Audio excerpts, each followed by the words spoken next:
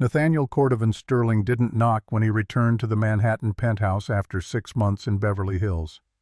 His fingerprints still unlocked the double mahogany doors, 37th floor Central Park, sprawling below like a kingdom he'd built with his own vision and relentless ambition.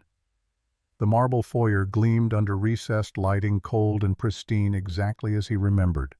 The faint scent of bergamot from the diffuser mingled with something unfamiliar, something sharper. Leather. Old paper. The smell of a law office. He stepped inside cashmere overcoat still draped across his shoulders, and stopped. Jameson Hartwick sat at the dining table beneath the crystal chandelier, a man in his early 50s with steel-gray hair and rimless glasses that caught the light like small blades. A leather briefcase rested beside a silver MacBook Pro, both positioned with the precision of someone who understood power, came from preparation. Jameson didn't stand when Nathaniel entered. He simply adjusted his glasses and looked up, his expression the sort surgeons wore when diagnosing something terminal. Nathaniel's jaw tightened, the muscles in his neck pulling taut. "What the hell is this?" The voice came from behind him, near the floor-to-ceiling windows overlooking Central Park. Alessandra Whitmore, his wife, though the papers had been filed weeks ago, stepped into view. She wore a charcoal-sheathed dress, no jewelry, except the Cartier watch he'd given her 5 anniversaries ago. Her dark hair pulled back in a low chignon, sharp cheekbones catching the city lights beyond the glass. She didn't look broken. She didn't look defeated. She looked like an audit had been completed and the findings were catastrophic. "This is accountability, Nate." He laughed once, sharp and dismissive, the same sound he used on CNBC when analysts questioned his quarterly projections. The laugh of a man who believed control was permanent, that power once seized could never be redistributed. "You're overreacting, Alessa." "I came home, didn't I?" Jameson opened a folder, the motion deliberate. Inside were bank statements, wire transfer confirmations. California, LLC filings stamped with official seals.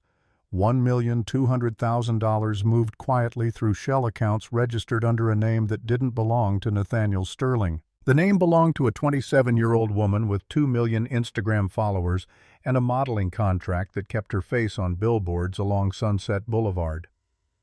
Nathaniel's expression didn't change at first. Then it did. The confidence drained from his eyes, replaced by something colder. Calculation. "What the hell is this?" he demanded again, but the certainty had leaked from his voice. Alessandra met his gaze for the first time that night. There was no anger in her face anymore, no shaking hands or pleading eyes, just clarity. A woman who had counted every dollar, traced every transaction, built a case so airtight it could survive any legal challenge. "You thought I didn't notice?" she said softly. "You thought I wouldn't look." The skyline behind him shimmered in silence, a million lights indifferent to the collapse happening inside the penthouse. Nathaniel had come back expecting forgiveness, maybe tears, certainly submission. What he walked into was an audit, and the night Alessandra knew was only beginning. Nathaniel didn't sit down. He stayed standing at the head of the dining table, shoulders squared, hands braced against the polished marble, as if the penthouse itself were still his boardroom. The Manhattan skyline glittered behind him, reflected in the floor-to-ceiling glass like a kingdom he believed he still ruled. His Rolex caught the chandelier light, 18-karat gold limited edition, purchased the week Sterling Development closed its largest acquisition. "This is ridiculous," he said finally, his voice regaining its boardroom authority. "You hired a forensic attorney over a misunderstanding." Jameson Hartwick remained perfectly still. $1.2 million isn't a misunderstanding, Mr. Sterling." Nathaniel's eyes shifted to Alessandra, not with guilt, but with irritation. The same look he used when junior analysts asked inconvenient questions during quarterly reviews in the Park Avenue office. The look that said, "You're wasting my time with details that don't matter." "You've been lonely," he said, lowering his voice as if that explained everything. "I needed space. That doesn't give you the right to dig through private accounts." Private. The word almost made Alessandra smile. Company funds aren't private, especially when you're the fiduciary. He straightened, color rising in his face. Those were strategic allocations. To a California LLC registered to a 27-year-old model, Jameson asked evenly, his tone betraying nothing. Silence settled over the penthouse like fresh snow, muffling everything except the faint hum of the ventilation system. Nathaniel's jaw flexed. For a moment, Alessandra saw the calculation in his eyes, not regret, not shame, just strategy. He was already shifting positions in his head, looking for leverage, searching for the angle that would let him control the narrative. "You're making this ugly," he said to Alessandra, his voice dropping into that smooth register he used when closing difficult deals. "We can handle this quietly. I'll make sure you're taken care of. Quietly." The word hung in the air like a threat disguised as generosity. Like the private jet invoices disguised as development research trips, Alessandra reached for a thin folder on the table and slid it toward him. Like the hotel suites in Beverly Hills categorized under client relations, like the diamond bracelet charged as executive gifting. She picked up another folder, this one thicker. "Open it." Nathaniel hesitated. Then he did. Inside were copies of wire confirmations bearing his digital signature, internal approval emails he'd sent from his personal account, and a highlighted clause from their shareholder agreement, the one drafted by his own attorneys 12 years ago when Sterling Development was still a struggling mid-size firm bleeding cash after a failed waterfront acquisition in Detroit. Section 7, subsection 4, Jameson said quietly. Fiduciary conduct and material breach. If either party engages in financial misconduct that materially impacts jointly held business interests, the non-breaching party reserves the right to claim compensatory damages equal to documented losses. Nathaniel read the clause once, then again. His lips moved silently as he processed the language he'd insisted on including, because he believed back when the company was fragile that it protected him from partners who might betray him. He never imagined he'd be the one violating it. "You wouldn't," he said softly, but the certainty was thinning, cracking like ice over deep water. Alessandra felt something settle inside her chest. Steady. Grounded. "For 6 months you assumed I wouldn't. You assumed I'd cry. You assumed I'd beg. You assumed wrong." His gaze hardened, the smooth negotiator giving way to something meaner, more desperate. "You think this gives you power? No. It proves I was never powerless." Jameson closed his briefcase with deliberate calm, the sound crisp in the silent room. "Mr. Sterling, this is only the preliminary review." Nathaniel looked from the documents to Alessandra, really seeing her for the first time since he'd walked in. Not the woman who'd managed his household and raised his son and kept the operational machinery running while he played CEO on magazine covers. He saw someone who had counted every dollar, cataloged every lie, built a fortress while he was busy building his image. This wasn't a wife reacting. This was a CFO responding. And the audit, Alessandra knew, had just begun. Nathaniel used to say Sterling Development was his vision. He loved that word, vision. It sounded cinematic in Forbes profiles, sharp and decisive in investor calls. "I saw opportunity where others didn't," he would tell reporters seated in the glass conference room overlooking the Hudson River, Mont Blanc pen resting confidently between his fingers, the Wall Street skyline framed perfectly behind him. What he never mentioned was who built the structure beneath that vision, who turned a failing firm on the edge of bankruptcy into a company worth $900 million. Who renegotiated debt covenants at 3 a.m. when creditors circled, who built the compliance systems that caught the procurement scandal in Chicago before it became a federal investigation. Alessandra. 10 years earlier, Sterling Development had been hemorrhaging cash. A waterfront acquisition in Detroit had gone catastrophically wrong, environmental violations, zoning disputes, a lawsuit from a pension fund. The board was restless. Investors were demanding answers.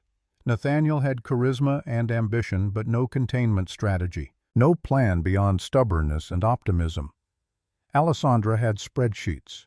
She still remembered the night they sat on the floor of their first Tribeca condo before the penthouse, before the private jet, when they were still partners instead of CEO and wife.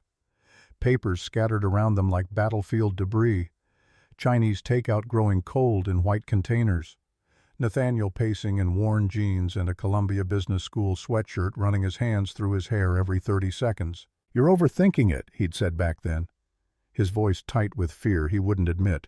"The numbers will work out." "No. You're underestimating risk." She'd rebuilt the cash flow models from scratch that night, identifying 17 points where costs could be restructured without sacrificing growth. By the end of the quarter, she'd renegotiated 2 private debt agreements, restructured vendor contracts to extend payment terms, and implemented a compliance system that stopped the quiet leak draining the company dry. They survived. Then they grew. Nathaniel became the face-confident, articulate, perfect for the cameras. Alessandra became the firewall, invisible, essential, the reason the company didn't collapse under its own expansion. Every acquisition passed across her desk before it ever reached a board vote. She reviewed projections on her MacBook long after midnight while Nathaniel attended galas at the plaza, charming donors and politicians and journalists who would write glowing profiles about his business acumen. She stayed home when Theodore was sick with pneumonia and dialed into earnings calls from the hallway outside his bedroom so he wouldn't wake. She drafted the investor presentations Nathaniel delivered. She caught the accounting errors before they became restatements. She built the governance framework that kept Sterling Development from becoming another cautionary tale in the business press. It never bothered her. Not at first. She believed in partnership. She believed that visibility and value were different things, that power didn't require applause. But somewhere along the way, visibility became confused with ownership. Nathaniel began believing that because cameras followed him because his name was on the door, the foundation beneath him must be his alone. He forgot something fundamental about numbers. They don't care about ego. They record patterns. They expose shifts. They reveal silence. 6 months ago, when expenses began rounding upward in odd increments, 1,200 here, 3,500 there, Alessandra noticed. When subsidiary transfers appeared without standard compliance flags, she noticed. When executive travel costs doubled without corresponding project codes, when hotel charges appeared in cities where Sterling Development had no active developments, when wire transfers moved through accounts she didn't recognize, she noticed. She didn't confront Nathaniel immediately. She observed, she documented, she built a case the way she'd built everything else in her career, methodically, with evidence that could survive scrutiny. And tonight, standing across from the man who thought he had returned to reclaim control, Alessandra understood something clearly. Nathaniel Sterling hadn't built this empire alone. He'd built the image. She'd built the infrastructure. And he had gravely underestimated the woman who kept it standing. Evangeline Rousseau had never asked for shell companies. She'd asked for photo shoots, runway calls, brand partnerships that would keep her face on billboards and her engagement metrics climbing. At 27, she understood image. She understood that beauty was currency in a specific economy, that her youth had an expiration date, that she needed to monetize attention while she had it. What she didn't understand was corporate laundering. The first time she noticed something strange wasn't in Beverly Hills, not in the infinity pool overlooking the canyon where Nathaniel liked to work on his laptop while she filmed content for her Instagram stories. It wasn't during the quiet dinners at Nobu where he insisted they sit in the private room away from cameras. It was in a FedEx envelope delivered to her West Hollywood condo on a Tuesday afternoon. Inside were documents she didn't remember signing. Legal language dense and impenetrable, formatted on letterhead from a law firm in Delaware. Crescent Shore Holdings, LLC. Registered agent Evangeline C. Rousseau. Her full legal name, the one she never used professionally, the one only her mother and the DMV knew. Her stomach tightened as she flipped through the pages. Articles of incorporation, operating agreement, a bank account authorization with her signature or something that looked like her signature dated 3 months ago. She called Nathaniel that night while he was still at the office in Manhattan, back before he'd told her he was returning to New York, before she understood that their arrangement had an expiration date she hadn't known existed. "Hey, so I got some weird paperwork today." His voice came through the phone, smooth and unconcerned. "It's just paperwork, Eva. Tax efficiency. Standard structuring for high net worth individuals. But why is my name on it?" "Because I trust you." Trust. The word felt flattering at the time, warm and intimate. It suggested partnership permanence, a future where she wasn't just the girlfriend, but someone essential to his world. Now, sitting alone at her kitchen island with the Los Angeles skyline glowing beyond her balcony, the word felt different. Heavier. Like a weight she'd agreed to carry without understanding what it contained. She flipped to the registered capital line. $1,200,000. Evangeline had grown up in Sacramento. Her father managed a tire shop off Highway 99. Her mother worked double shifts at Mercy General, coming home smelling like antiseptic and exhaustion. $1 million wasn't a number that moved quietly through her life. It was a number that meant college tuition, medical bills, the difference between survival and security. She Googled the company name. Nothing.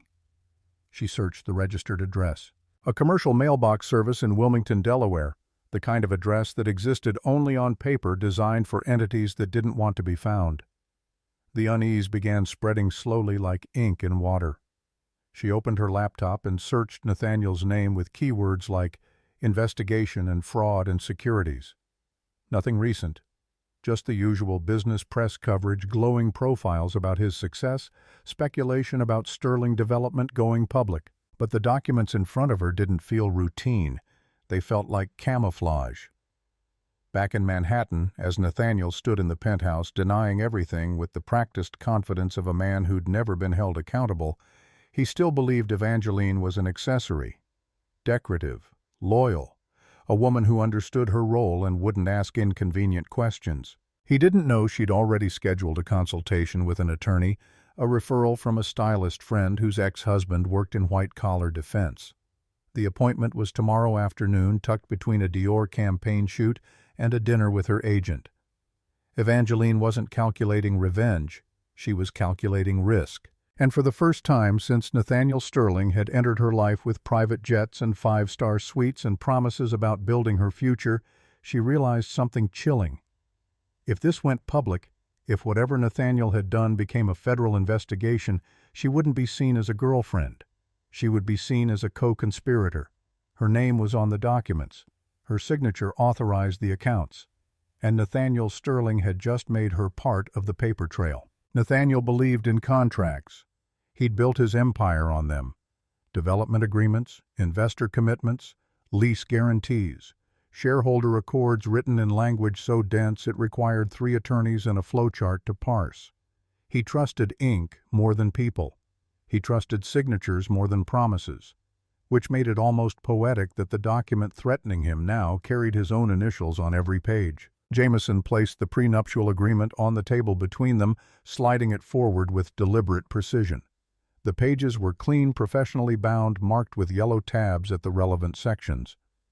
"You drafted this," Alessandra reminded him quietly, her voice carrying no triumph, only fact. Nathaniel didn't look concerned. Not yet. The prenup had once felt like an insult when Alessandra signed it 12 years ago in a polished office overlooking Fifth Avenue 2 weeks before their wedding. It protected Nathaniel's premarital holdings, shielded future growth from marital property claims, limited spousal support to a formula based on years married. His attorneys had presented it as standard practice for high-net-worth individuals, protection against the statistical likelihood that marriages failed and assets needed safeguarding. Alessandra had signed it without drama. At the time, Sterling development was still fragile, the Detroit disaster still fresh. She believed in partnership, not contingency planning. She believed that building something together meant sharing the risk and the reward. Nathaniel flipped through the pages now with the confidence of a man reviewing a document he'd controlled from conception. "This protects me," he said. "You walked in with nothing. You walk out with what's contractually yours." Jameson adjusted his glasses with one finger, a gesture so small it might have been missed. "Respectfully, Mr. Sterling, that's only partially correct." Nathaniel's eyes narrowed, the first crack appearing in his certainty. Jameson tapped a highlighted section halfway through the agreement, a paragraph buried in the dense legal prose that most people skipped when signing. Section 7. Subsection 4. Fiduciary conduct and material breach.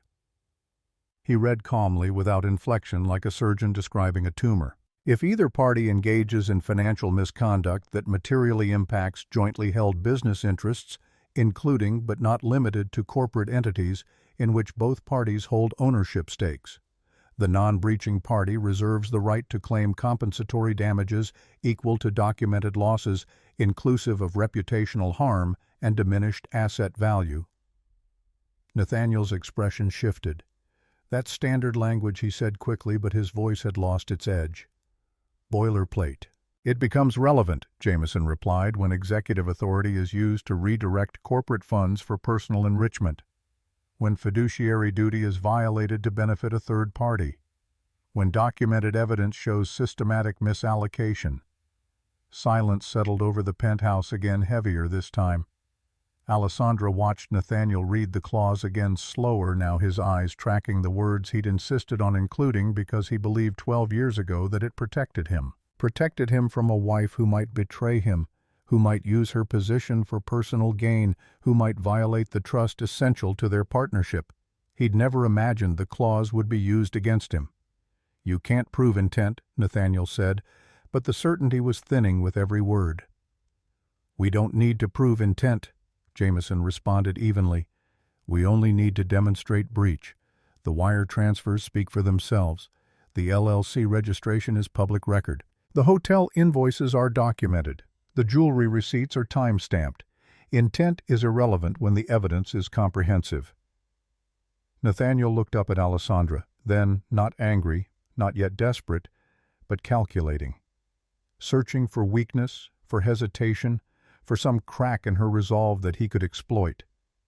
"You're going to burn the company to punish me," he said, framing it as a question, but delivering it as an accusation. Alessandra shook her head once, a small, precise movement. "I'm going to protect the company. From you." For years, Nathaniel had believed the prenup secured his dominance, that it insulated him from consequence, that it proved his superior position in the marriage. What he failed to notice was the paragraph he'd insisted on including because he believed he would never violate it. The clause designed to punish betrayal.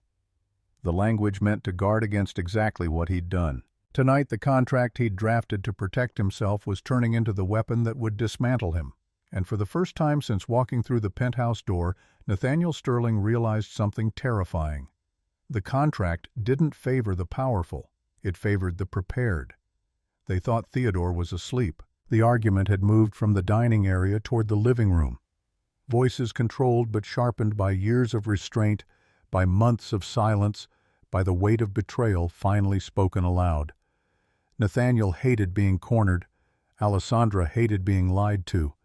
Between them stood a stack of documents that could dismantle everything they'd built together, everything Nathaniel believed he'd built alone. Neither of them noticed the hallway light turn on. It was Jameson who saw him first. Theodore stood barefoot near the staircase in navy pajamas, sleeves pushed up to his elbows, dark hair rumpled from sleep. He wasn't crying. He wasn't frightened. He was listening the way children do when they understand more than adults give them credit for, when they sense the architecture of their world shifting beneath them. Nathaniel's tone shifted instantly the way it always did when Theodore appeared. "Buddy," he said, softening his voice into something approximating warmth, "you should be in bed." Theodore didn't move. His eyes went from his father to the papers scattered across the marble table to Alessandra, standing near the windows, to the stranger in the expensive suit who had turned their home into something formal and frightening. "Are you firing, Dad?" he asked quietly, his voice small but steady. The question sliced through the room like a blade finding the space between ribs. Nathaniel's face shifted shock, then recovery, then the performance of paternal reassurance. "No," he answered quickly. "Of course not. This is just grown-up stuff. Business things. Nothing for you to worry about." Theodore frowned slightly, his 9-year-old brain processing the gap between his father's words and the tension crackling through the penthouse. He had inherited Nathaniel's sharp observation, but not his denial, Alessandra's analytical mind, but not her restraint. "Mom doesn't fight about money unless something's wrong," Theodore said, and the simplicity of it landed harder than any legal argument. Silence. Nathaniel forced a smile, the kind that didn't reach his eyes, the kind that worked on investors but failed on children who knew his face too well. "Everything's fine, Theo. I promise."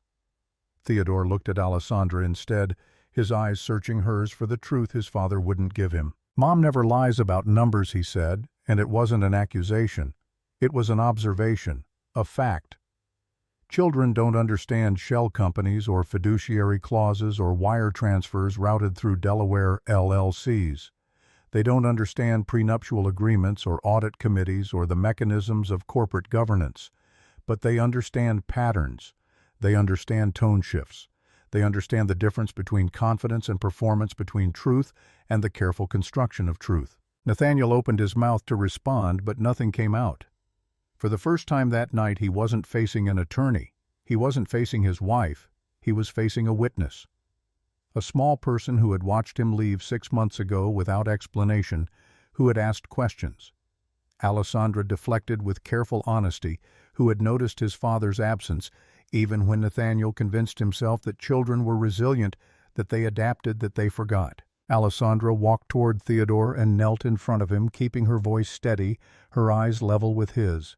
"You don't need to worry about this, sweetheart. Grown-ups are fixing a problem.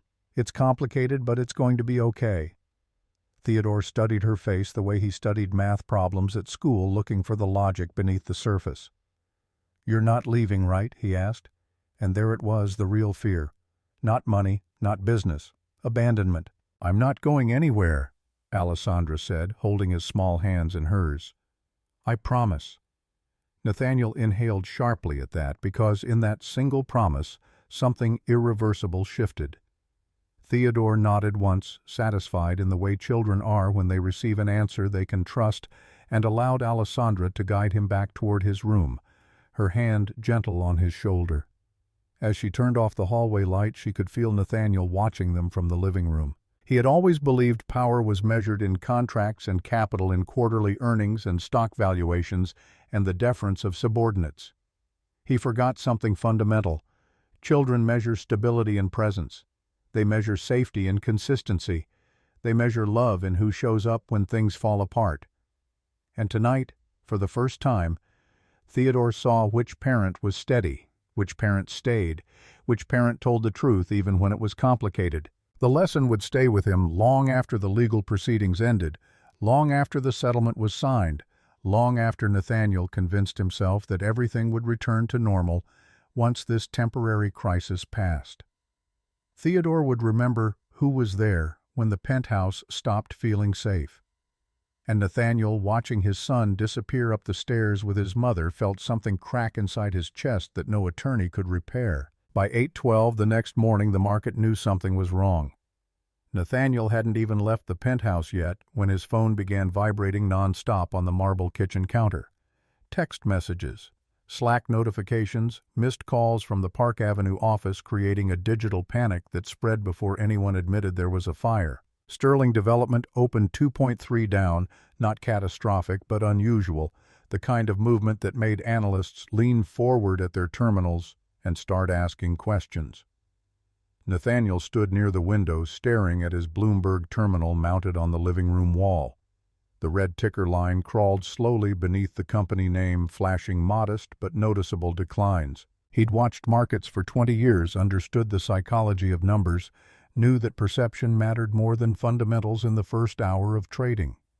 2.3% could reverse by lunch if he controlled the narrative, or it could accelerate into something worse if the story got away from him. "Who talked?" he demanded, turning toward Jameson, who had remained in the penthouse overnight, working from the dining table like a general who never left the battlefield. No one had to. Internal compliance flags automatically notify the audit committee when certain thresholds are breached. Nathaniel's face darkened. "You triggered this." Alessandra emerged from the kitchen with coffee, her movements unhurried. "I followed protocol." The truth was simpler than conspiracy. When executive expense anomalies passed a certain threshold, when personal charges exceeded quarterly budgets by more than 18%, when wire transfers lacked proper authorization codes, when subsidiary movements didn't match approved development plans, the system escalated. Alessandra had designed that threshold 5 years ago after a minor procurement scandal in the Chicago office nearly embarrassed Sterling Development in the business press. The CFO at the time had been skimming vendor payments. Nothing massive, just $50,000 here and $70,000 there, enough to buy a lake house in Wisconsin and a boat he couldn't otherwise afford. Nathaniel had approved the compliance system enthusiastically back then, praising Alessandra's foresight during a board presentation. He just never imagined it applying to him. Never considered that the monitoring designed to catch middle management might reach the executive suite. Never believed he could be caught by architecture he'd authorized. His phone rang again. This time he answered, his voice sharp. "What?" A pause while someone spoke rapidly on the other end. Nathaniel's jaw tightened, the muscles in his neck pulling taut. "I don't care what the blogs are saying. Issue a holding statement. We're addressing routine governance matters. Nothing material." Another pause, longer this time. His expression shifted from irritation to something closer to alarm. "No, there is no investigation. It's internal review. Standard procedure."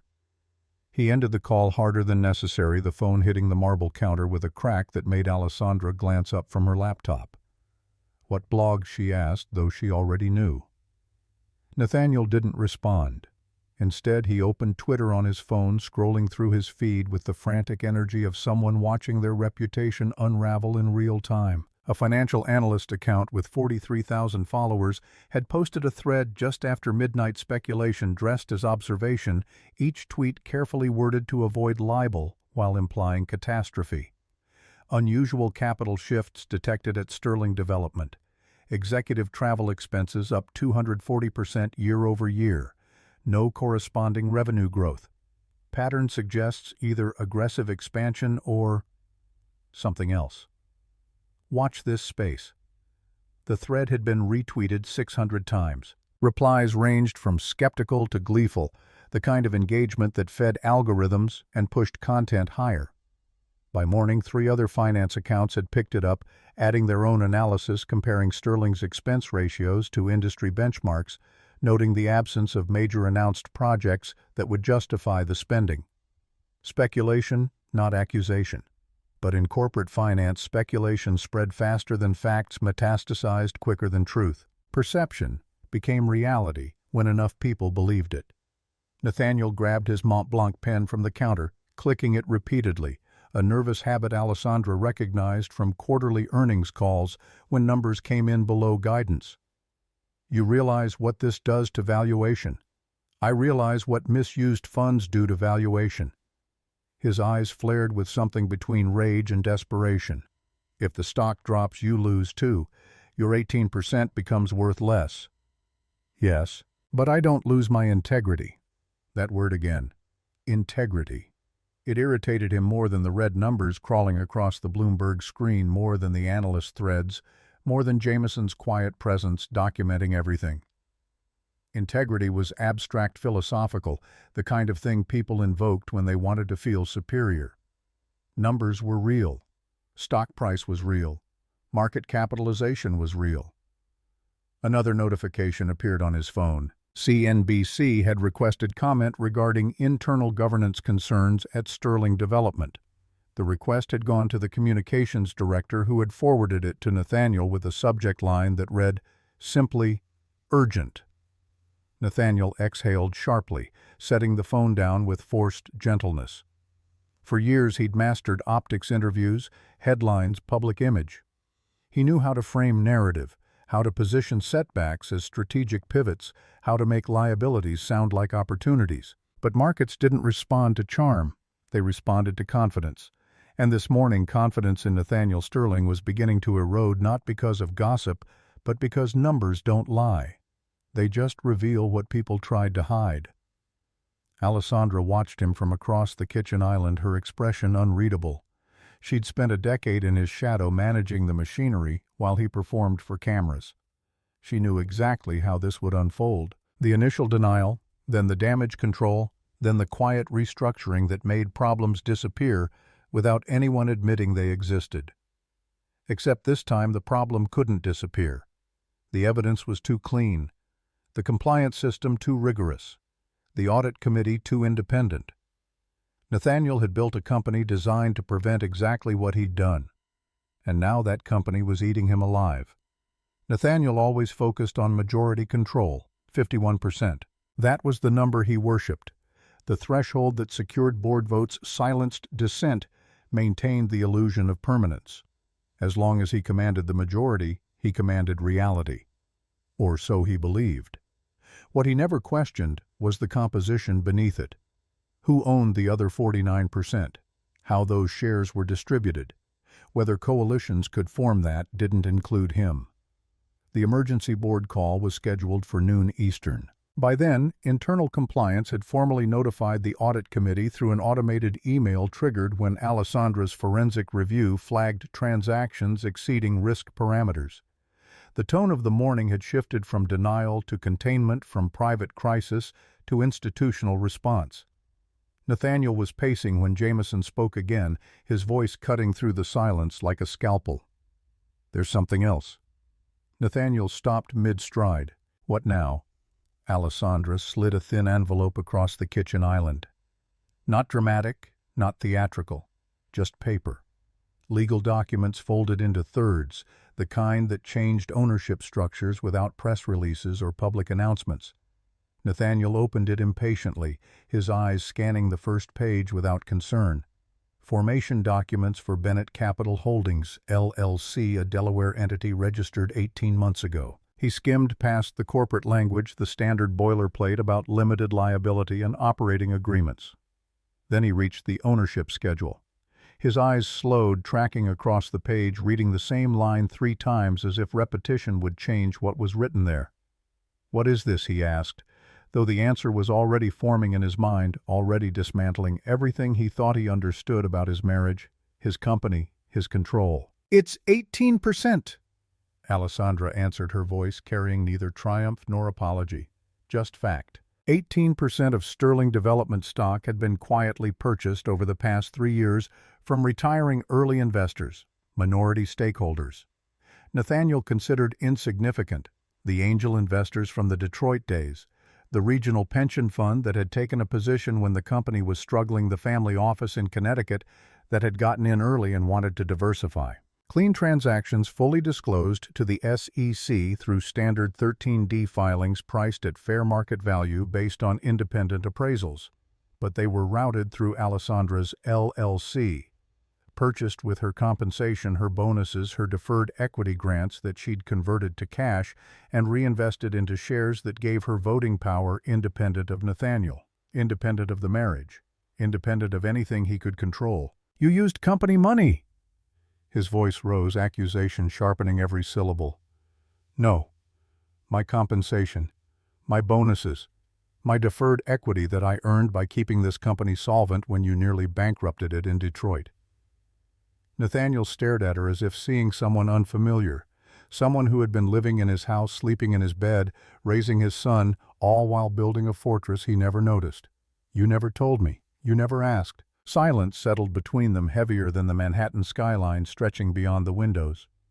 For years, Nathaniel assumed alignment equaled dependency, that because Alessandra stood beside him publicly, smiled at investor dinners, appeared in the annual report photos, she must be financially tethered to him privately. He didn't realize she had been building insulation, constructing independence, preparing for a future where his decisions couldn't destroy her. "You hid this," he said, the word an accusation. "I protected myself." Jameson stepped in quietly, his voice measured. Combined with certain other shareholders, Mrs. Sterling's position materially shifts governance dynamics. In the event of a contested vote, 18% becomes significant leverage. Nathaniel looked up sharply. "Other shareholders, right on cue." Alessandra's phone vibrated on the counter. A text message appeared on the screen, visible to everyone in the kitchen. "Call me before the meeting. We need to discuss next steps." B.A. Nathaniel saw the initials. His face changed color, draining from his cheeks, replaced by something colder. Beaumont Ashworth. The name alone carried history. A longtime rival, a competitor who had lost to Nathaniel during a waterfront acquisition in Detroit 3 years ago.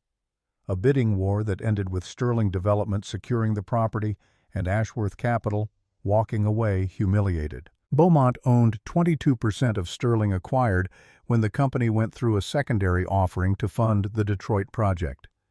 Nathaniel had allowed it because 22% wasn't control, wasn't threatening, wasn't enough to challenge his authority. "You wouldn't," Nathaniel said slowly, the calculation already happening behind his eyes. Alessandra met his gaze without flinching. "I would." The arithmetic was simple, brutal. 18 plus 22 equaled 40%. Not majority control. Not enough to unilaterally remove Nathaniel from the board, but enough to block decisions, enough to force votes, enough to make every strategic choice a negotiation instead of a decree. And if they aligned with even one independent director, if Marguerite Blackwell sided with them bringing her 6%, the numbers shifted entirely. Nathaniel's hands curled into fists against the marble countertop. For the first time since walking back into the penthouse, he understood the full architecture of his mistake. He hadn't just violated financial protocol. He hadn't just betrayed his wife. He had underestimated the person who built the systems he relied on, who understood power better than he did because she'd never confused it with performance. Alessandra didn't need majority control. She just needed enough leverage to make him irrelevant. And as the Bloomberg terminal continued displaying the slow erosion of Sterling Development's stock price, Nathaniel Sterling discovered something terrifying. Numbers don't care about charisma. They don't care about vision or ambition or the narrative you tell yourself about who you are. They just exist, implacable and indifferent, revealing the truth beneath every illusion. The meeting wasn't scheduled at the Park Avenue office. Too many employees, too many cameras in the lobby, too much risk that someone would leak photos of board members arriving during a crisis. Instead, Marguerite Blackwell had arranged a private conference suite at the Plaza Hotel. Neutral ground discretion guaranteed a room where powerful people made decisions that changed companies without the public ever knowing.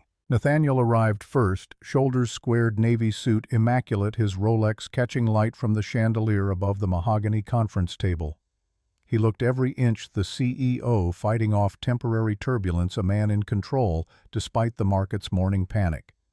He'd practiced his opening statement during the car ride from the penthouse, rehearsing tone and pacing, preparing to frame the audit as routine, the stock decline as noise, his leadership as essential. Beaumont Ashworth was already seated when Nathaniel entered. He didn't stand, didn't offer pleasantries, just watched with the quiet interest of someone holding cards Nathaniel didn't know existed. Beaumont was 45 silver at his temples, the kind of wealth that came from patience rather than spectacle.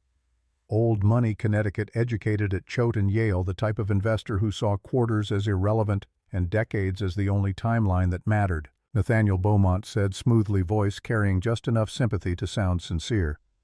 "Rough morning?" Nathaniel ignored him, taking his seat at the head of the table as if position alone could restore authority. "Let's get this over with." The board members filtered in over the next 10 minutes, each arrival adding weight to the room. Marguerite Blackwell, independent director, former general counsel at a Fortune 500 sharp, enough to have forced Sterling Development to adopt better disclosure practices 3 years ago. 2 other independent directors whose names appeared on proxy statements but who rarely spoke during meetings, content to collect fees and vote with management. A venture capitalist who'd gotten in early and wanted liquidity. A family office representative who managed generational wealth and hated volatility. Before the meeting officially began, Alessandra stepped into the hallway and returned Beaumont's call. Her voice low, controlled. "You're sure about this?" "Yes. This changes everything for governance." "I know. That's why I'm asking if you're sure." Beaumont's pause carried consideration, not doubt. "We both know the company survives him. The question is whether he survives the company." When Alessandra returned to the conference room, Jameson was seated near the end of the table. Legal binder, open expression, unreadable.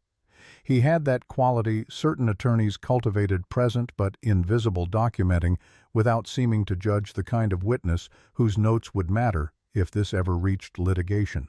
Nathaniel began speaking first, his voice carrying the confidence of someone who had opened hundreds of board meetings, who understood that whoever controlled the first 5 minutes usually controlled the outcome.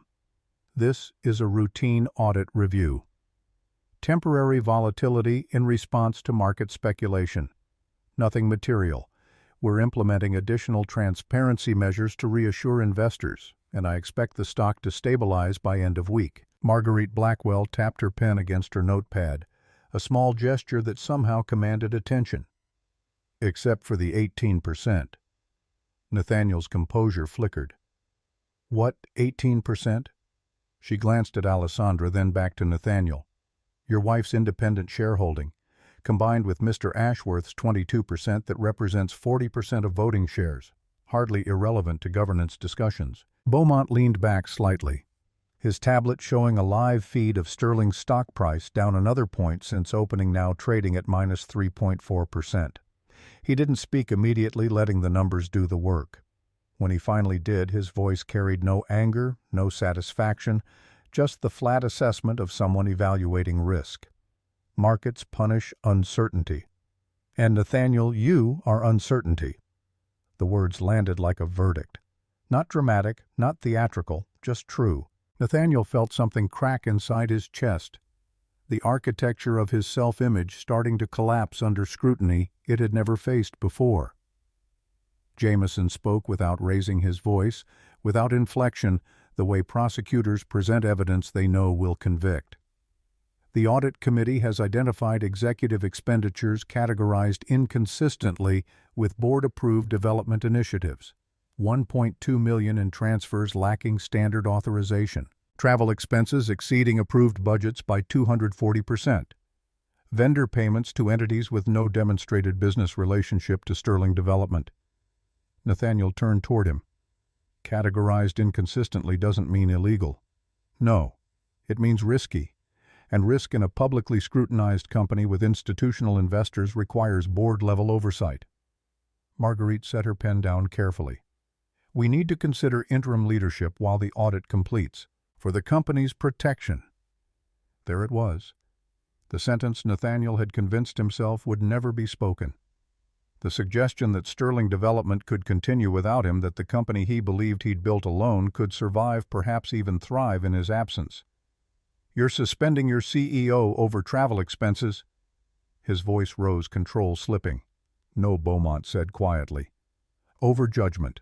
The vote was procedural, parliamentary. Each director stating their position with the formality of people who understood this moment would be documented, analyzed, potentially litigated.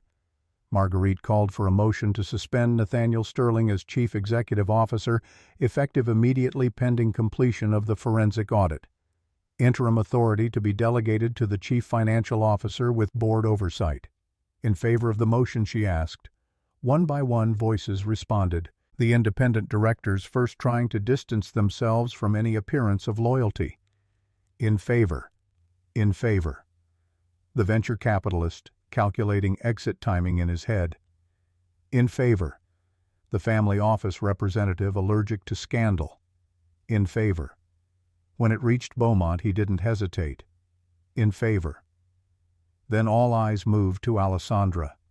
She had voting authority tied to her shares exercised through Bennett Capital Holdings. For a split second, history hovered in the air, the early years when they were partners, when Nathaniel's vision and Alessandra's discipline had built something real before ego and ambition corroded what they'd created.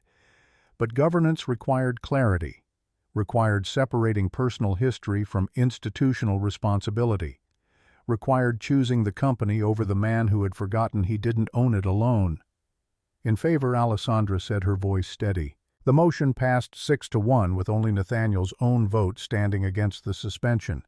He straightened slowly in his chair, color draining from his face, not from anger now but from realization. He had spent years believing power meant being untouchable. That authority once seized could never be redistributed. But power, he was learning, is conditional, temporary, a loan that can be called when the terms are violated. And in that polished suite at the Plaza Hotel, surrounded by people whose respect he'd taken for granted, Nathaniel Sterling learned something he'd never anticipated. You can charm a room. You can negotiate a contract. You can build an image that impresses journalists and investors. But you cannot negotiate with documentation once it reaches board-level review. You cannot charm your way past numbers that don't reconcile. You cannot maintain authority when the people who hold the actual votes decide you're too expensive to protect. The illusion was gone. Only record remained. and the record Alessandra knew told a story Nathaniel could no longer rewrite. Evangeline Rousseau wasn't in Manhattan when the board voted. She was in a glass-walled studio in Los Angeles, standing beneath white lights, while a photographer adjusted lenses for a campaign shoot that would pay her $30,000 for 6 hours of work. Stylists moved around her like satellites, adjusting fabric, touching up makeup, murmuring about angles and shadows. Music pulsed softly through hidden speakers, the kind of ambient electronic that was supposed to sound luxurious. Her phone kept vibrating in her bag across the room. At first, she ignored it. Shoots meant silence. Focus the performance of being whoever the brand needed her to be. Aspirational. Unattainable. A fantasy, purchasable for the price of perfume or handbags or whatever product her face was selling this month. But the notifications wouldn't stop. 20 messages in 15 minutes. Then 30. Then 40. During a wardrobe change, she finally checked. Financial blogs, headlines. A trending thread on Twitter naming Sterling Development. Words like suspension, audit, governance, review crawling across her screen like digital insects. And then buried in the third paragraph of a Financial Times article, her name. Not in bold, not front and center, but mentioned. California LLC reportedly linked to executive travel allocations. Entity registered under name of model Evangeline Rousseau, current girlfriend of suspended CEO Nathaniel Sterling. Her stomach dropped. The phrase, reportedly linked, was doing enormous work in that sentence, implying connection without stating fact, suggesting impropriety without making accusations that could be litigated. But the implication was enough. Anyone reading that paragraph would assume she knew, would assume she was complicit, would assume she was exactly the kind of woman who helped powerful men hide money. She stepped away from the set, ignoring the stylist calling her name, and walked toward the balcony overlooking the Los Angeles skyline. Her hands shook as she scrolled through the coverage. Bloomberg, Wall Street Journal, CNBC, every major financial outlet carrying some version of the story. Sterling Development in crisis. CEO suspended. Questionable transfers. California LLC. Her name appearing again and again, not as the focus, but as evidence, a detail, a data point in someone else's catastrophe. She called the attorney she'd retained 2 days earlier, a referral from a stylist friend whose ex-husband had gone down for securities fraud, a lawyer who specialized in white-collar defense and understood how quickly association became culpability in federal investigations. "I need you to tell me something honestly," she said, her voice tight. "If my name is on a company tied to corporate funds, what does that make me?" The attorney's voice came through calm professional, the kind of measured tone that suggested he'd answered this question before. "It depends what you knew. If you signed documents without understanding their purpose, if you were used as a registered agent without meaningful control, you're a victim. But if prosecutors believe you knowingly facilitated, I didn't know." The words came out fast, defensive. "I thought it was taxes, estate planning. He said it was normal. Do you have proof of that? Texts, emails, voicemails." Evangeline's mind raced through months of conversations trying to remember what existed in writing versus what had been said in person. Verbal assurances that left no record. Yes, some. He texted about the LLC, said it was for tax efficiency. "Forward everything to me immediately. We need to establish your cooperation timeline before this becomes a federal matter." Back in Manhattan, Nathaniel's phone was ringing too. He declined Evangeline's call. Once, twice, 3 times. He was busy drafting a public statement with his communications director, carefully worded language about temporary leave, emphasizing cooperation with the board's review process. Damage control that sounded like leadership instead of desperation. But for Evangeline, standing on a Los Angeles balcony watching the city shimmer in afternoon heat, Nathaniel's silence wasn't reassurance. It was confirmation. She wasn't his partner. She was his liability. And when powerful men face consequences, they protect themselves first. When he finally texted, "We'll handle this. Don't speak to anyone," it didn't sound protective. It sounded directive, controlling. The same tone he'd used when telling her which parties to attend, which photographers to work with, which aspects of their relationship to keep private. She'd interpreted it as care back then. Now it felt like containment. She reread the Financial Times article again, focusing on the phrase that would define her if she didn't act quickly. Reportedly linked. 2 words that could destroy a career that would follow her through every Google search, every background check, every future contract negotiation. She wasn't a victim in this story. She was a co-conspirator, a woman who helped a billionaire hide money. Never mind that she didn't understand the mechanism. Never mind that she'd signed documents trusting someone who lied. The public wouldn't care about nuance. They'd see a 27-year-old model with 1 million Instagram followers and assume she knew exactly what she was doing. Her attorney's voice echoed in her mind. "Distance yourself immediately."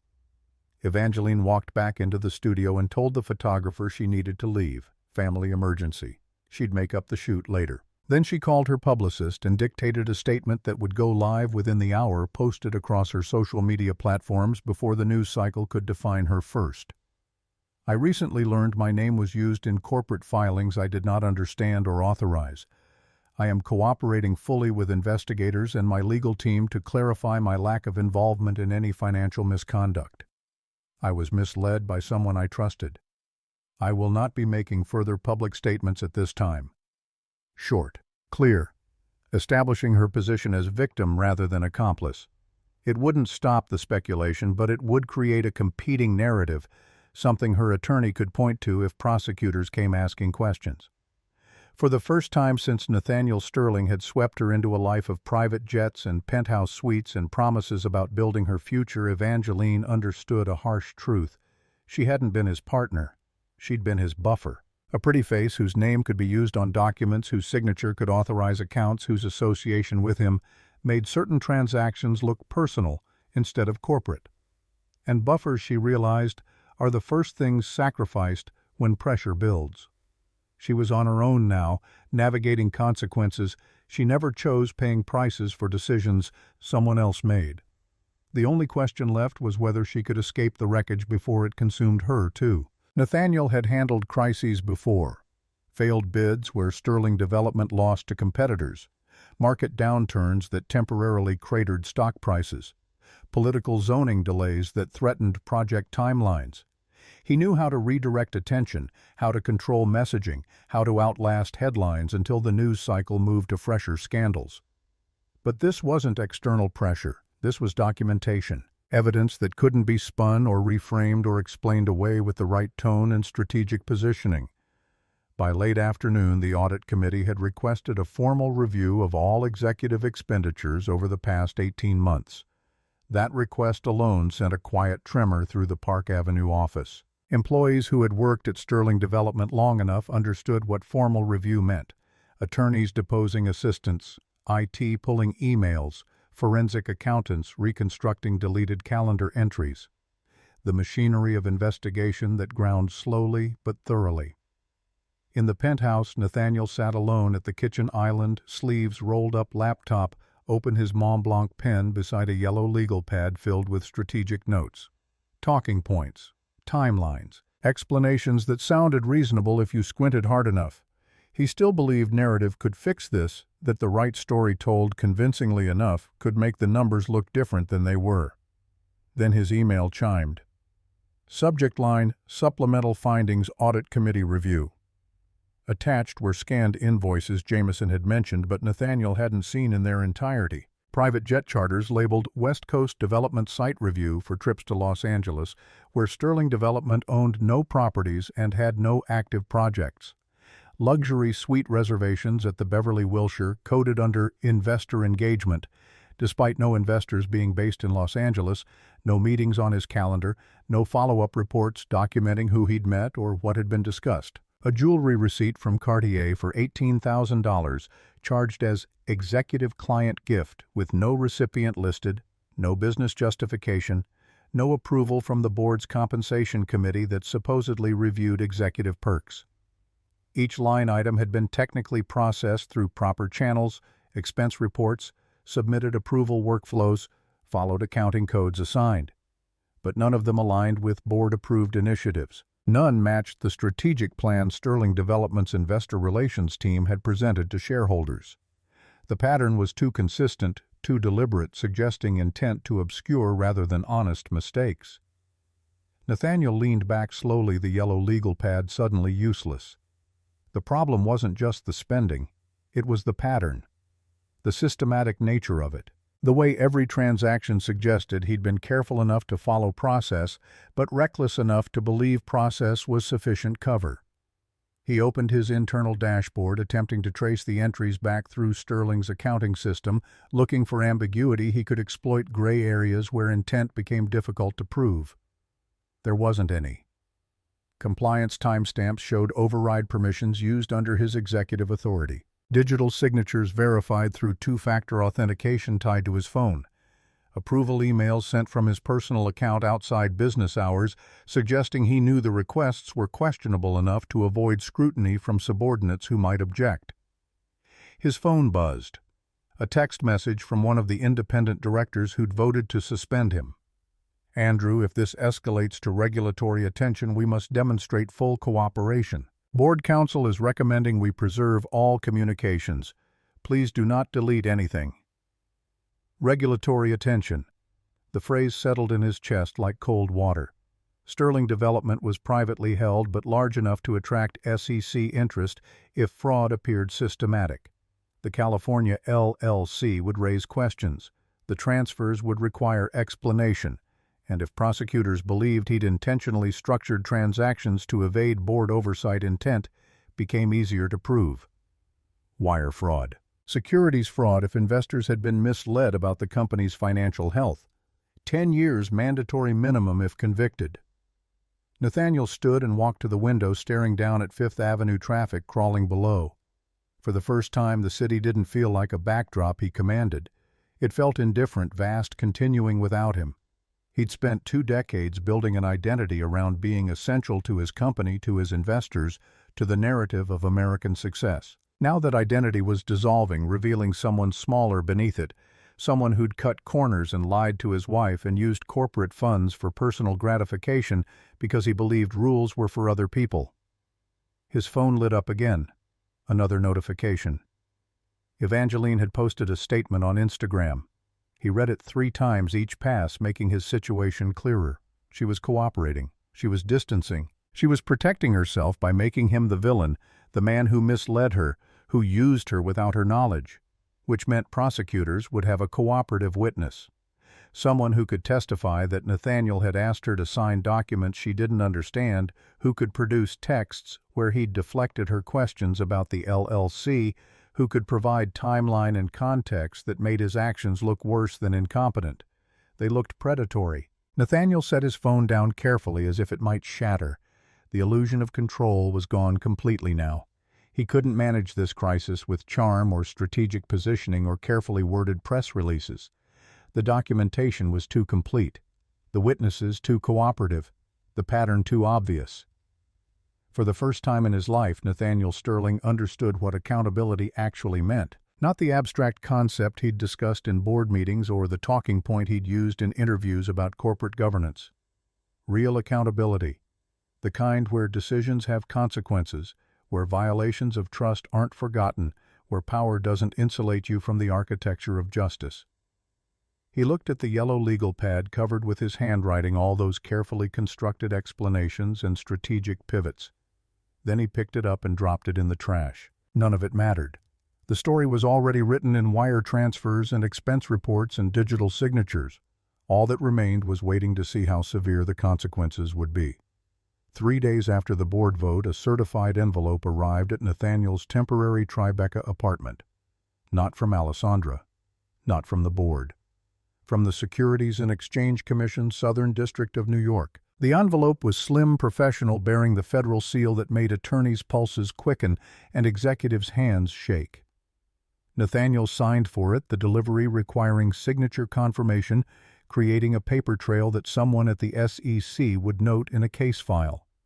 He carried it to the kitchen counter of his new apartment, smaller than the penthouse, quieter, the kind of space that reminded him daily how far he'd fallen in 72 hours. 23rd floor instead of 37th, city views instead of park views, rental furniture instead of custom pieces Alessandra had spent months selecting. He opened the envelope with a letter opener he'd taken from his Park Avenue office before security escorted him out. The letter inside was clinical in tone, no accusations, no dramatic language, just notice of inquiry regarding executive expense classifications and potential disclosure inconsistencies during prior earnings statements filed with the Commission. Inquiry, not investigation, not enforcement action, but close enough to alter his breathing to make his chest feel tight to force him to read the first paragraph 3 times before the words stopped blurring. The SEC was examining whether Sterling Development's financial statements had materially misrepresented executive compensation and corporate expenditures, whether investors had been provided accurate information when making investment decisions, whether the company's internal controls were adequate to prevent unauthorized use of corporate assets, whether Nathaniel Sterling had violated federal securities law. He called his attorney immediately, a white shoe firm partner who specialized in defending executives against regulatory scrutiny. The woman who answered had represented CEOs through insider trading allegations, accounting fraud trials, Foreign Corrupt Practices Act violations. Her hourly rate was $1,800. Her success rate was supposedly 70%, though Nathaniel suspected that number included settlements where clients avoided prison but paid enormous fines and accepted lifetime bans from serving as corporate officers. "This is preliminary," she told him, her voice carrying the practiced calm of someone who'd delivered this speech many times. "But you need full cooperation. No defensiveness, no deletion of records, no contact with potential witnesses that could be construed as intimidation. I didn't break the law. That's not the question right now. The question is whether your actions create regulatory risk sufficient to warrant formal investigation." And Nathaniel, the answer to that question is yes. He set the phone down after the call ended, the SEC letter still on the counter where he'd left it. Preservation notice, that's what his attorney called it. The government telling him to keep everything, emails, texts, calendar entries, expense reports, anything that might become evidence if this escalated from inquiry to investigation to indictment. Meanwhile, across town at the Park Avenue office, the board issued a controlled public statement announcing interim leadership restructuring. Alessandra's name appeared in the second paragraph, identified as Chief Financial Officer, appointed acting CEO, pending final governance review. No drama, no finger-pointing, just the bland corporate language that companies used when removing executives without admitting why. The market responded quietly but steadily. Sterling Development stock climbed 1.3% in early trading, then another 0.8% by lunch. Confidence didn't roar back after crisis. It rebuilt slowly, brick by brick, as investors decided that new leadership was less risky than the old. That afternoon, Alessandra stood in the executive conference room for the first time, not as support staff, but as authority. The mahogany table stretched before her high-backed leather chairs, arranged with precise spacing. The skyline reflected across the glass wall behind her, 50 stories of Manhattan architecture climbing toward clouds. Directors listened without interruption as she outlined the path forward. 3 priorities, each stated with the clarity of someone who'd spent years managing crises from the shadows. We focus on transparency. Complete the audit within 30 days. Communicate findings to investors regardless of outcome. We restore compliance systems. Every expenditure above $10,000 requires dual approval. We stabilize operations. No major strategic shifts until governance questions are resolved. No theatrics, no vengeance, just structure. The language of someone who understood that companies survived scandal if leadership demonstrated competence immediately, if the narrative shifted from crisis to correction before media attention calcified. Across town, Nathaniel folded the SEC letter carefully and placed it on his kitchen counter beside an untouched cup of coffee. He'd once believed the divorce was the battle, the worst outcome he could face.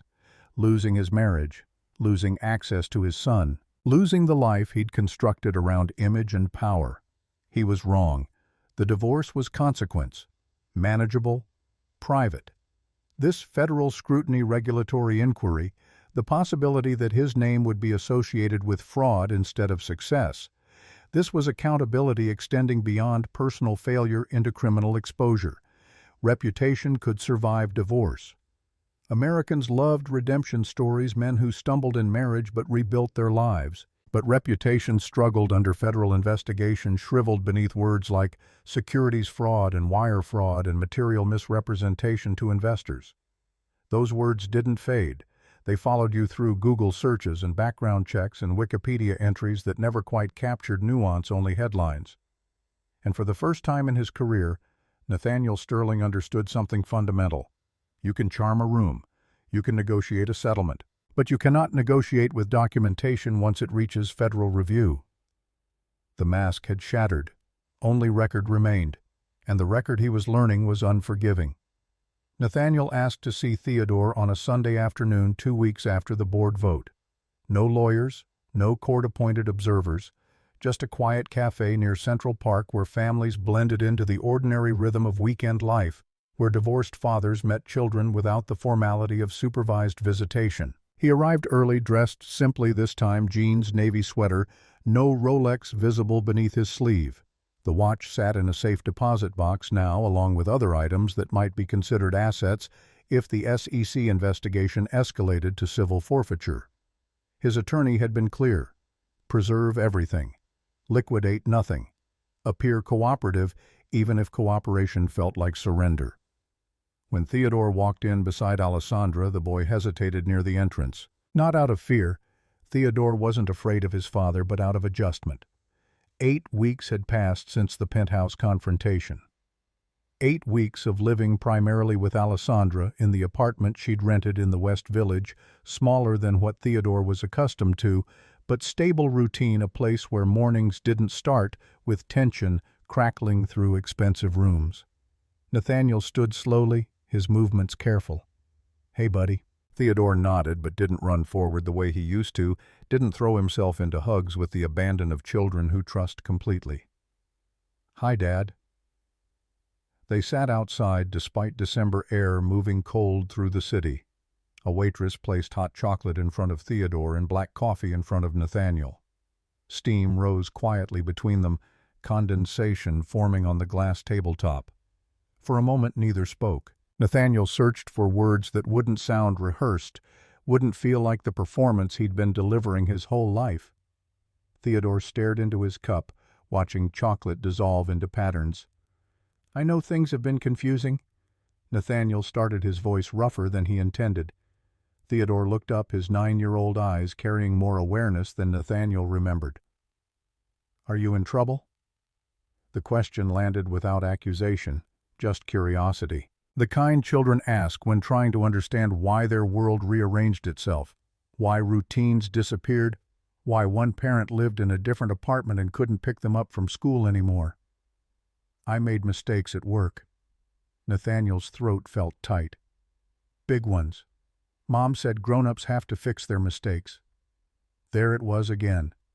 Alessandra's influence, her clarity, the way she explained complicated adult failures without making Theodore feel responsible for them. She'd always been better at that, translating crisis into language children could process without absorbing trauma. "That's what I'm trying to do," Nathaniel managed.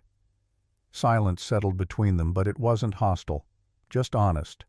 The kind of quiet that follows difficult truths when there's nothing left to say except what's already been said. "I didn't mean to make things messy," Nathaniel added after a long pause. "Not dramatic, not rehearsed, just true." Theodore studied him with the same careful assessment he used for math problems at school, looking for logic beneath surface explanations. "You left," he said quietly.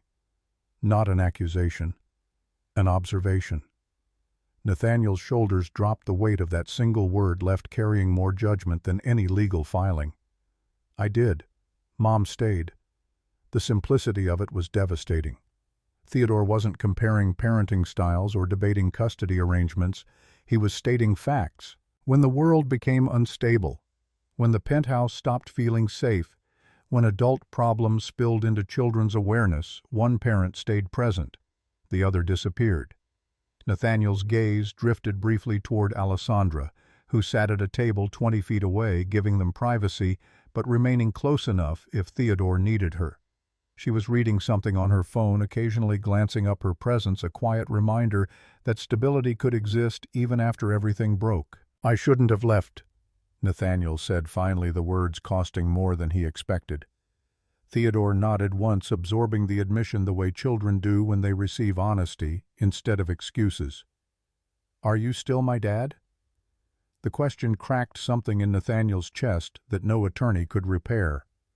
"Always," he answered, and for the first time in weeks, that word felt true, not aspirational, not conditional on fixing his reputation or resolving the SEC inquiry or rebuilding his career. Just true. For a moment, something softened between them. Not forgiveness. 9-year-olds don't forgive in the ways adults understand forgiveness. But acceptance. The beginning of understanding that people could fail catastrophically and still be present, still try to repair what they'd broken, even if the repairs were imperfect. Nathaniel reached across the small table slowly. Theodore let him take his hand. Not because everything was fixed, not because the divorce and suspension and investigation had disappeared, but because truth had finally entered the space between them, replacing the performance Nathaniel had been delivering for years. And sometimes for a child navigating the wreckage of adult mistakes, truth is the beginning of safety. The foundation of whatever relationship survives the collapse. The Manhattan Supreme Court did not feel cinematic. There were no dramatic entrances, no television crews in the hallway, no protesters holding signs. Just fluorescent lighting, scuffed linoleum floors, and wooden benches worn smooth by decades of people waiting for their lives to be legally rearranged. Nathaniel arrived first with his divorce attorney, a different lawyer from the one handling the SEC matter. Dark suit restored public composure, carefully maintained the mask he wore when cameras might be watching, even though no cameras were here. Just clerks and bailiffs and other couples splitting assets with the efficiency of business transactions. When Alessandra entered with Jameson 6 weeks after the board's suspension, she didn't look at Nathaniel. She wasn't there as his wife or his enemy. She was there as a claimant seeking enforcement of a contract he'd written and violated. The courtroom was smaller than Nathaniel expected, intimate in its ordinariness. Judge Patricia Morrison presided, late 50s, appointed to the bench after 20 years in family law practice, known for cutting through emotional theatrics to reach the math beneath. Divorce at this level wasn't spectacle, it was documentation. Judge Morrison reviewed the file methodically. Prenuptial agreement executed 12 years prior. Fiduciary breach clause section 7 subsection 4. Audit committee findings from Sterling Development. Board suspension vote. SEC preservation notice, though that document wasn't formally part of divorce proceedings, just context demonstrating material breach. Mrs. Sterling is seeking enforcement of Clause 14 under material breach provisions. The judge summarized, her voice carrying no judgment, just facts. Jameson stood calmly. "Yes, Your Honor. Documented corporate misallocation materially impacted jointly held interests and public valuation of Sterling Development, in which Mrs. Sterling holds independent equity stake through Bennett Capital Holdings." Nathaniel's attorney attempted restraint, the careful language of someone trying to minimize damage without denying reality. The expenditures in question are subject to ongoing review. There has been no criminal finding, no formal charges filed. Judge Morrison nodded, once her expression unchanged. "This is not a criminal proceeding." A pause while she flipped through exhibits Jameson had filed, wire transfer confirmations, expense reports, the California LLC documents, board meeting minutes. However, executive misuse of corporate funds when tied to fiduciary obligations outlined in a prenuptial agreement qualifies as material breach under New York domestic relations law. Nathaniel didn't look at Alessandra. He stared straight ahead at the empty jury box, at the American flag hanging beside the judge's bench, at anything except his wife's face. Ex-wife, technically, though the paperwork wasn't final yet. The ruling came without drama. No gavel slamming, no raised voices, just Judge Morrison reading from notes she'd prepared before either party entered the courtroom. Enforcement of breach clause approved. Compensatory damages assessed at $1,200,000, representing documented transfers that violated fiduciary duty. Preservation of Mrs. Sterling's independent equity holdings in Sterling Development, 18%, to remain under her sole control through Bennett Capital Holdings. Joint custody structured with primary residential stability for minor child Theodore Sterling, age 9. Visitation rights maintained for Mr. Sterling, subject to compliance with child support obligations. Clean, measured, final. Nathaniel's attorney whispered something about appeal timelines, about negotiating payment terms, about strategies for minimizing publicity. But Nathaniel barely heard him. The number $1.2 million was manageable financially. He still had assets even with the SEC preservation order limiting his access to certain accounts. The money wasn't the wound. The wound was Theodore's primary residence being listed as Alessandra's address. The wound was visitation rights instead of equal custody. The wound was subject to compliance language that turned fatherhood into a conditional privilege rather than an inherent right. Outside the courthouse, afternoon sun cut through January cold, casting long shadows across the steps where people gathered to smoke cigarettes and make phone calls about custody schedules and support payments. Reporters waited near the street, not in swarms but enough to matter. A few financial correspondents who'd been following the Sterling Development story. A local news stringer hoping for a quote. Nathaniel paused near the top step. Alessandra was already walking toward a black car idling at the curb, Jameson beside her carrying his leather briefcase. "Was it worth it?" Nathaniel asked, not turning the words directed toward her back. Alessandra stopped, turned, met his eyes for the first time since entering the courthouse. Yes. Because this wasn't revenge, it was alignment. The word hung between them, alignment carrying more weight than anger ever could. She wasn't claiming victory over him. She was claiming accuracy correction, the restoration of balance after years of distortion. And in that understated courthouse, beneath ordinary lighting and procedural language, something greater than money had been decided. Accountability. Not the abstract concept Nathaniel had discussed in interviews or the talking point he'd deployed during earnings calls. Real accountability. The kind where violations of trust have consequences, where power doesn't insulate you from the architecture of justice, where contracts written to protect you can become the instruments of your correction. Alessandra got into the car without looking back. Nathaniel stood on the courthouse steps watching traffic move along Center Street, the city continuing without him. For 2 decades he'd believed his importance was permanent, that the empire he'd built or thought he'd built made him essential. Now he understood. Companies survive their founders. Markets continue after executives fall.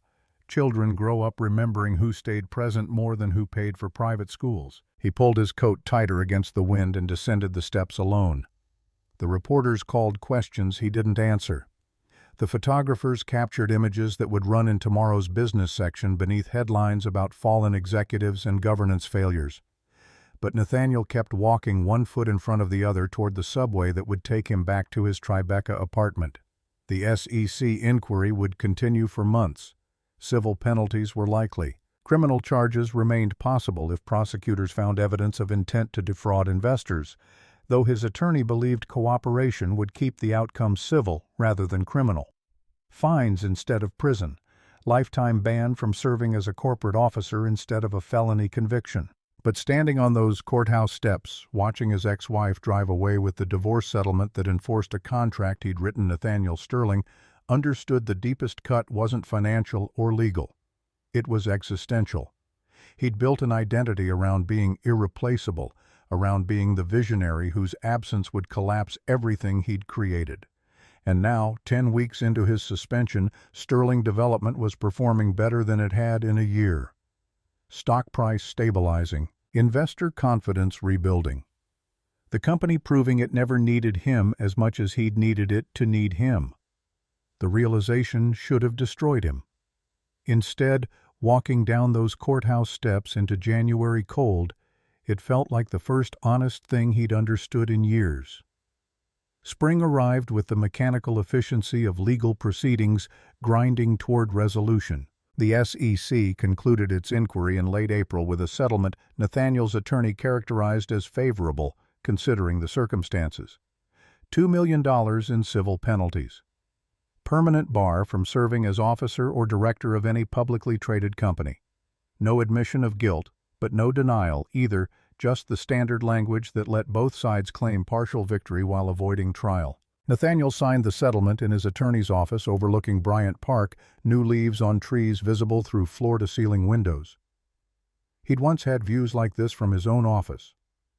Now he had a desk in a small advisory firm in Midtown consulting for private equity funds that needed someone who understood real estate development but couldn't risk the liability of putting him on their boards.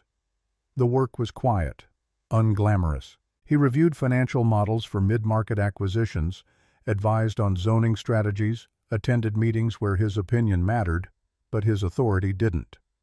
The transition from CEO to consultant felt like descending stairs, not a single catastrophic drop, but a series of smaller steps, each one removing another layer of the identity he'd constructed.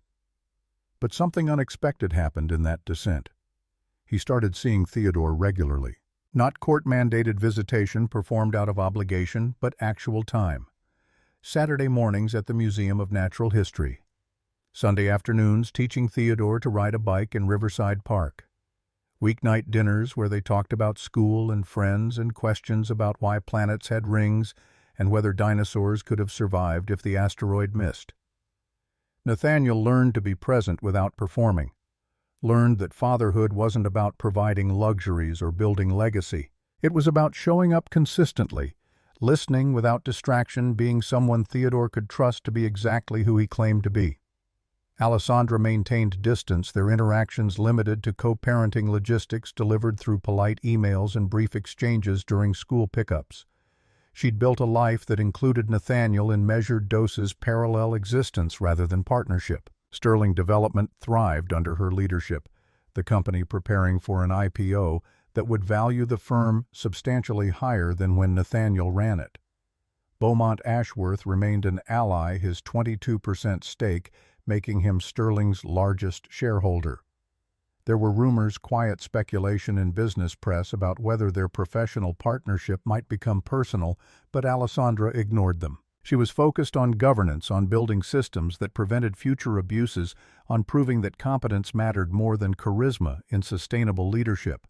Evangeline moved forward too, her cooperation with investigators earning her immunity from prosecution. She'd been used, the federal attorney concluded, not culpable. Her modeling career took an unexpected turn toward advocacy, speaking at universities about financial literacy and recognizing manipulation in relationships. She never spoke to Nathaniel again, blocked his number, declined interview requests about their relationship, built a narrative about survival that didn't include forgiveness for the man who'd used her as a legal shield. On a humid evening in late July, Nathaniel stood in Theodore's room in Alessandra's West Village apartment. He was allowed to pick Theodore up from there now, trust rebuilt incrementally through consistency, and watched his son pack for summer camp. 2 weeks in the Adirondacks learning archery and canoeing and whatever else 9-year-olds did when given freedom from screens. "You nervous?" Nathaniel asked. Theodore shook his head, stuffing shirts into a duffel bag with the confidence of someone who'd learned to navigate change. "Mom says being nervous means you're growing. Your mom's usually right." Theodore paused, considering this admission. "You think you'll get your company back?" The question was innocent curiosity without agenda. Nathaniel sat on the edge of Theodore's bed, surrounded by posters of planets and diagrams of the solar system. "Nobody. That part of my life is over. But I'm building something new." What Nathaniel thought about his consulting work, about the small advisory firm where his opinion mattered, but his authority didn't, about learning to contribute without controlling. "I'm building trust. With you. That's more important than companies." Theodore nodded slowly, 9 years old, but understanding more than Nathaniel gave him credit for. "Mom says you're learning humility." The word landed without malice, just fact. Humility. Something Nathaniel had spent 2 decades avoiding, believing it was weakness that powerful men didn't apologize or admit fault or accept correction. Now he understood. Humility wasn't weakness. It was accuracy, seeing yourself clearly instead of through the distortion of ego and applause. Your mom's teaching you big words. Nathaniel managed his throat tight. She says words matter, that what we call things changes how we understand them. Theodore finished packing and zipped the duffel bag closed, then looked at his father with the directness children possess before the world teaches them to soften truth. Are you happy now? The question stopped Nathaniel completely. He'd been asked many things in his life about quarterly earnings, strategic vision, market positioning, divorce settlements, SEC penalties. But happiness, that had never been the metric. Success was the metric. Power, influence, the things you accumulated to prove your value to a world that measured men by what they controlled. I'm quieter, Nathaniel said, finally searching for honesty. And quieter feels better than I expected. Theodore considered this with the seriousness of someone testing whether adults would tell truth when asked directly. Good, he said simply, as if Nathaniel had passed some test the boy had been running all along. When Nathaniel left that evening, walking through the West Village toward the subway, he'd sold his car months ago, couldn't justify the expense. Now he thought about Theodore's question. Happiness. The concept felt foreign, like a language he'd never learned to speak, but quiet that he understood now. The absence of performance, the relief of not maintaining an image, the strange peace that came from having nothing left to prove. He passed restaurants where he used to eat with investors discussing deals over wine that cost more than most people's rent. Past the office building where Sterling development had started before moving to Park Avenue. Past his old life rendered in architecture and memory. The subway platform was crowded with evening commuters heading home to Brooklyn and Queens, people whose names would never appear in business sections, whose careers wouldn't be studied in case studies, whose failures and successes remained private. Nathaniel stood among them, anonymous, just another man in dark pants and a button-down shirt carrying a bag from the office. The train arrived with a rush of hot air and screeching metal. Nathaniel found a seat near the door, wedged between a woman reading a romance novel and a teenager with headphones leaking hip-hop rhythms. Through the window he watched the tunnel walls blur past lights and darkness, alternating in hypnotic rhythm. He'd lost almost everything that once defined him. The company, the marriage, the reputation, the identity constructed around being essential, irreplaceable, powerful.